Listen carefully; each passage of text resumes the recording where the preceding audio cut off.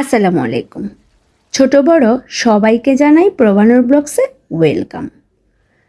প্রতিদিন তো রান্নার ভিডিওর পাশাপাশি রান্না বিষয়ক কথা বলা হয়, কিন্তু আজকে ভাবলাম সম্পূর্ণ নতুন একটি বিষয়ে আপনাদের সাথে কিছু কথা বলবো। Let's go. আজকের টপিক হচ্ছে একজন ফেসবুক ব্লগার অথবা ইউটিউবার আপনাদের কাছে কি চায়, তাদের চাওয়া পাওয়াটা কি আপনাদের কাছে। বেশি কিচ্ছু না। তাদের চাওয়া পাওয়া হচ্ছে আপনারা তাদের ফেসবুক ব্লগ পেজগুলো ফলো করে আসবেন অথবা তাদের ইউটিউব চ্যানেলটি সাবস্ক্রাইব করে আসবেন।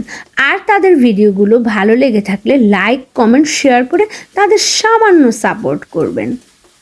এই সামান্য সাপোর্টটুকু করতে কোনো টাকা পয়সা পরিশ্রম কিচ্ছুটির প্রয়োজন হয় না। আমরা যারা সারাদিন কাজে ব্যস্ত থাকি, রাতে ঠিকই তারা ফোনের পিছনে টাইম স্পেন্ড করি।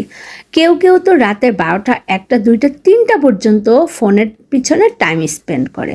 তো ফেসবুকে যখন বাজে টপিক অথবা ভাইরাল টপিকগুলো আসে, ওইগুলোর পিছনে কিন্তু আমরা ব্যাপক টাইম স্পেন্ড করি।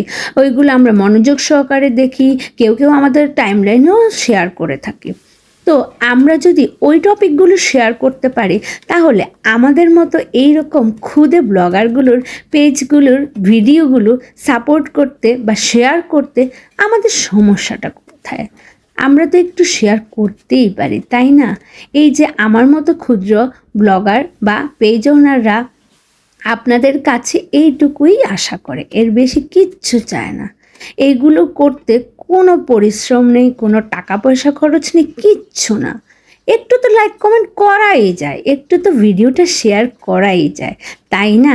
বলেন তো, একটু ভিডিও শেয়ার করতে বা তাদের পেজগুলো ফলো করতে আমাদের সমস্যাটা কোথায়?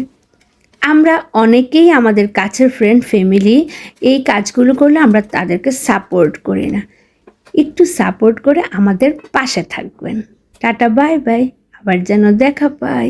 আল্লাহ হাফেজ।